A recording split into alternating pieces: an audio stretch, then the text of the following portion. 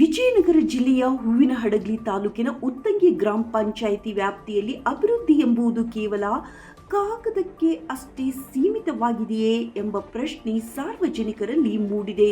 ಗ್ರಾಮದ 5ನೇ ವಾರ್ಡ್ ಮತ್ತು ಎಕೆ ಕಾಲೋನಿಯ ಚರಂಡಿ ವ್ಯವಸ್ಥೆ ಸಂಪೂರ್ಣ ಹದಗೆಟ್ಟಿದ್ದು, ಅಧಿಕಾರಿಗಳ ಮೌನ ಜನಸಾಮಾನ್ಯರ ಆಕ್ರೋಶಕ್ಕೆ ಕಾರಣವಾಗಿದೆ.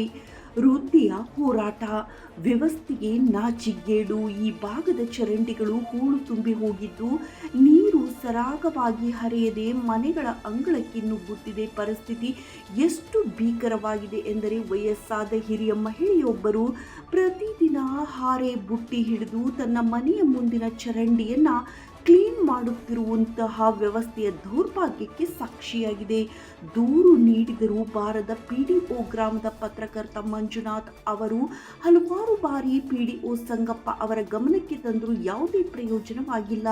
ಅಧಿಕಾರಿಗಳಿಗೆ ಫೋನ್ ಮಾಡಿದರೆ ಕರೆಯನ್ನು ಸ್ವೀಕರಿಸುತ್ತಿಲ್ಲ, ಸ್ಥಳಕ್ಕೆ ಭೇಟಿ ನೀಡುವ ಸೌಜನ್ಯವನ್ನು ತೋರುತ್ತಿಲ್ಲ ಎಂದು ಗ್ರಾಮಸ್ಥರು ದೂರಿದ್ದಾರೆ. ನಾಳೆ ಬರ್ತೀನಿ, ನಾಡಿದ್ದು ಬರ್ತೀನಿ ಎಂಬ ಸಬೂಬು ಹೇಳುತ್ತಾ ಕಳೆದ 4 ತಿಂಗಳಿನಿಂದ ಕಾಲಹರಣ ಮಾಡಲಾಗುತ್ತಿದೆ ಎಂದು ಸ್ಥಳೀಯ ಮುಖಂಡರು ಆಕ್ರೋಶ ವ್ಯಕ್ತಪಡಿಸಿದ್ದಾರೆ. ಹೊಸ ಚರಂಡಿ ಮಂಜೂರಾದರೂ ಕೆಲಸವಿಲ್ಲ. ವಿಶೇಷವೇನೆಂದರೆ, ಈ ಭಾಗಕ್ಕೆ ಹೊಸ ಚರಂಡಿ ನಿರ್ಮಾಣದ ಅನುದಾನ ಬಂದಿದ್ದರೂ ಕಾಮಗಾರಿ ಆರಂಭವಾಗಿಲ್ಲ. ಅಕ್ಕಪಕ್ಕದವರು ಅಡ್ಡಿಪಡಿಸುತ್ತಿದ್ದಾರೆ ಎಂಬ ನೆಪವೊಡ್ಡಿ ಅಧಿಕಾರಿಗಳು ಜವಾಬ್ದಾರಿಯಿಂದ ನುಣುಚಿಕೊಳ್ಳುತ್ತಿದ್ದಾರೆ. ಗ್ರಾಮದಲ್ಲಿ ಕುಡಿಯುವ ನೀರಿನ ಸಮಸ್ಯೆ ಕೂಡ ತಾಂಡವಾಡುತ್ತಿದ್ದು, ಅಭಿವೃದ್ಧಿ ಶೂನ್ಯವಾಗಿದೆ ಎಂಬುದು ಜನರ ಆರೋಪ.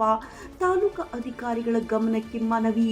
ನಮ್ಮ ಕೋರಿಕೆಯ ಚರಂಡಿ ನೀರು ಅಂಗಳಕ್ಕೆ ಬರುತ್ತಿರುವುದರಿಂದ ಸಾಂಕ್ರಾಮಿಕ ರೋಗಗಳ ಭೀತಿ ಎದುರಾಗಿದೆ. ಕೂಡಲೇ ತಾಲೂಕು ಪಂಚಾಯಿತಿ ಕಾರ್ಯನಿರ್ವಾಹಕ ಅಧಿಕಾರಿಗಳು ಉತ್ತಂಗಿ ಗ್ರಾಮಕ್ಕೆ ಭೇಟಿ ನೀಡಿ ಪರಿಶೀಲನೆ ನಡೆಸಬೇಕು ಮತ್ತು ನಿರ್ಲಕ್ಷ್ಯ ವಹಿಸಿರುವ ಪಿಡಿಒ ವಿರುದ್ಧ ಕ್ರಮವನ್ನು ಕೈಗೊಂಡು ಚರಂಡಿ ದುರಸ್ತಿ ಮಾಡಿಸಬೇಕು ಎಂದು ಗ್ರಾಮಸ್ಥರು ಒತ್ತಾಯಿಸಿದ್ದಾರೆ. ವರದಿ ಮಂಜುನಾಥ್ ಕೆ, ಉತ್ತಂಗಿ.